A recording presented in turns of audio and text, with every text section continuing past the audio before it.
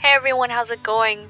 I'm Fox, back with another video, and I just want to say thank you to the people that checked out my last video back. I really appreciate that. The feedback, the support, the comments, people sharing it on Twitter. It was really awesome, and I can't wait to do my next video and do more after that and get really into the swing of things. And in this video in particular, I want to talk about Life is Strange, so if you're interested in that, stick around.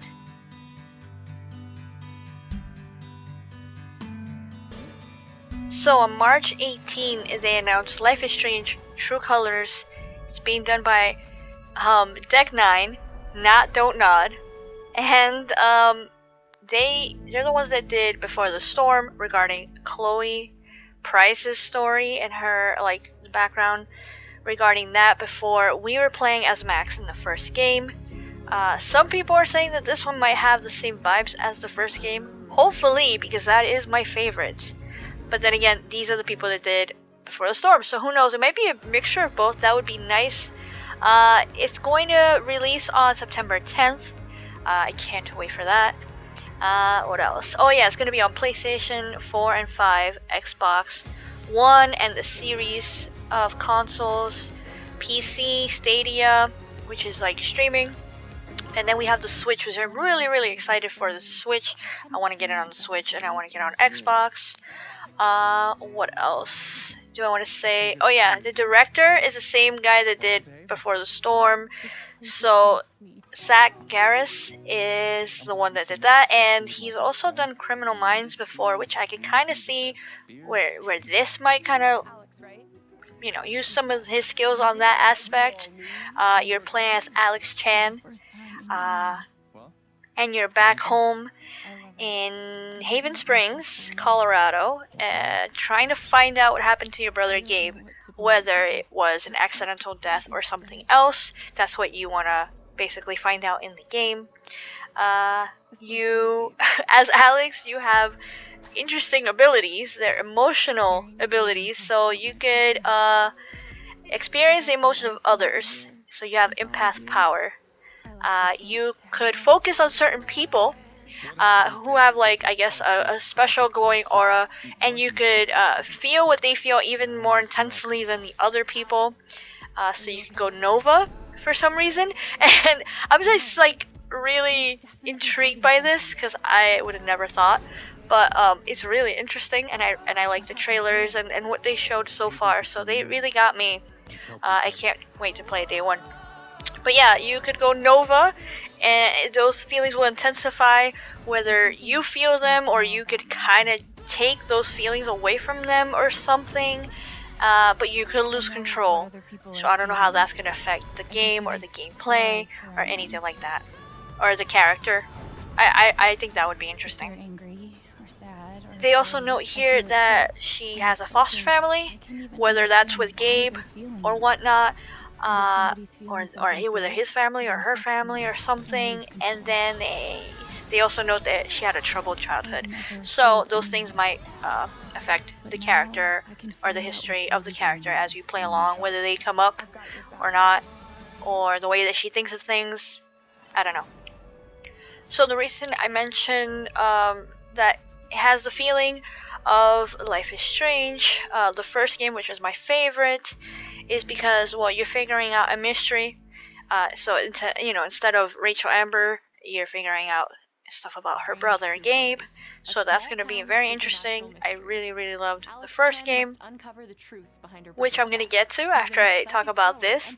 But there is a little bit of split in the community, just a little bit, and I don't think I would have even noticed it if I didn't start kind of digging a little bit deeper regarding the fact that the game is going to come out as a full game, which is awesome in my opinion. But it's not going to be episodic, and it does affect streamers and content creators if they want to do it the traditional way that they were doing it before, whether they just play one whole episode at a time and everybody does all the theory videos and all the speculating and all the fan art before the second or third episode would come along. So in this case, it would be all in one hit. You got the full game, So you have to be more wary of spoilers, like complete spoilers, like the ending spoilers. Before, when the other Life is Strange will come out, you only had to worry about the first episode and people spoiling that. So you did be careful. I mean, I be careful all the time when it comes to spoilers. I hate spoilers, but people would have to be like, okay, I'm gonna stay away from Life is Strange tags and stuff like that. You still have to do that, but even more intensely now because, well, you starting the game and somebody already beat it, that could completely ruin somebody's experience or just bum them out. I know that's happened to me in the past with Gears of War 3, when somebody told me a giant spoiler in that, and if you've played that, you know exactly what I'm talking about, and I didn't play it right away. I stopped, and I waited a couple months, and then I played it later on. Okay, so, yeah, I like the idea of the full game coming out in one hit. I think the fact that Life is Strange 2 came out the way it did, and there were so many delays, really left a bad taste in people's mouth, and it was really disappointing. I personally lost a lot of interest. It was hard for me to even get into the two brothers' characters and stuff like that. But the fact that they were delaying a lot of stuff didn't help at all. So I kind of stopped. And I was like, whatever, I'll play it when it all comes out then. And it took a while. To be completely honest, I still haven't finished that game. But I want to. Even though I've kind of seen little things here and there. But regardless, I understand that this might affect, like I said, content creators, streamers, people that want to do all those theories and stuff like that, or look for all those Easter eggs and everything. That's going to be a lot of content when the whole game is available to you. But I like that. I rather have my game all ready to go, packaged nice and neatly. As long as the game doesn't have any issues, I want it when it's ready. And I don't have to wait months and months in between for the next episode. And you might lose some people along the way, you know? So overall, this coming out all on September 10th, I think is great for gamers. And that's what matters. Gamers are the ones that are going to play your games. I understand people that want to do content and stuff, you'll find your way. Believe me, you'll find something to do regarding like the passion that you have behind Life is Strange series or anything like that. You can still make videos out of it regardless. People do it all the time. On top of the fact that you're paying the full price, and we always had to wait before, even though they did give you an option, I believe, to like pay for one episode at a time, but it's better to buy it all in one hit. And then you still have to wait. Now you don't have to wait. You could just play it at your own leisure whenever you want. If you want to play it episodically. If you want to say, I'm going to play one episode today and another episode in 2 days from now or whatever, that's your choice. You could play it like that. I believe that they do have it split out like in chapters. And they did the same thing in Alan Wake where they would separate certain parts of the game. You could play it like that, but that was a full game and that was successful in its own right, in its own way. Along with this game, if you get like the deluxe or anything like limited edition ones or anything like that, the DLC is specifically about Steph, a character that's in this game that was previously in Before the Storm. So that's going to be specifically about her. And then if you get the most expensive version, I'm still waiting or wondering if they're going to do a collector's edition. But besides that, they're going to release Life is Strange Remastered and Before the Storm with this game. Technically, not with it, but you could buy them together. Like I said, if you get the most expensive version, they come out together. But you don't have access to Life is Strange Remastered and Before the Storm until the 30th. So that one's going to be available probably after we already beat True Colors. We can go back and look at the difference in Life is Strange, because that one is going to be notably different compared to the Before the Storm, which it does not look bad at all. It just came out not too long ago compared to Life is Strange that came out like 2013 or something like that.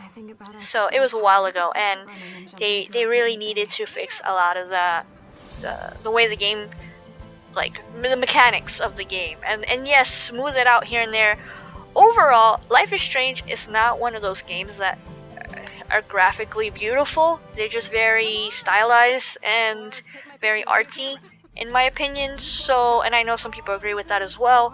So I understand that the game is not gonna look like Gears of War 5 or anything like that.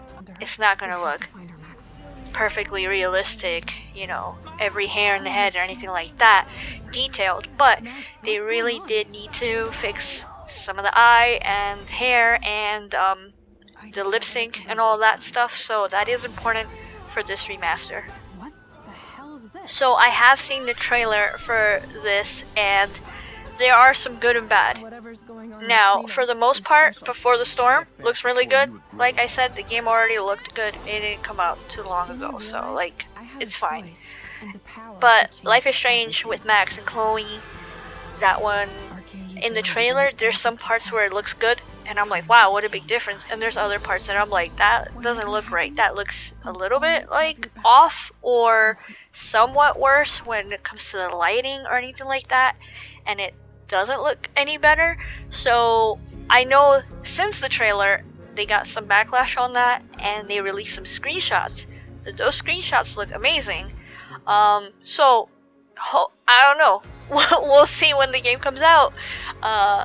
I would like to get it physical. I would like to get this game physical, both of those games physical.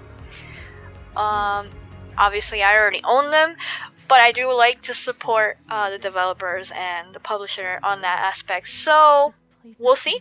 I'm still gonna get the game regardless and try them out and see the difference and all that. At the end of the day, when it comes to Life is Strange, it's not about the way it looks at all. Yeah, it's nice if it looks cool, if it's smooth, it's the gameplay's working.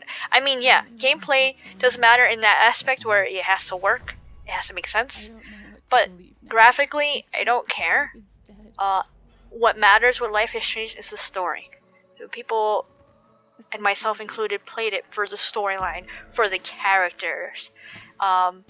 Yeah, there's some lore there, and like I like when they link the games, and that's all well and good, but at the end of the day, we play it if we enjoy the story, if we enjoy the characters. If we didn't enjoy those things, then we probably wouldn't play it. Yeah, it's nice to play a pretty game, but it has to have substance at the end of the day. Anyway, that was my video. Let me know what you guys think. I think I rambled on way too long, but I can't wait for this game, and I was all over Twitter when it was announced, and I'm really hyped for it. I love the nostalgia of seeing the Life is Strange, the first game that I played that I fell in love with, remastered. Hopefully they don't butcher it and it looks really nice, but it still has that same nostalgia, that same feeling for me when I replay it. And I can't wait to see the new game. To be honest, that's the one I'm looking forward to the most. I want to see that new story. I want to get to know the new characters and find out what happened to her brother. So, let me know what you guys think down below. Thank you for watching, and I'll see you in the next video. I've never told anyone, but now I can find out what's really going on. You'll need help. I've got your back.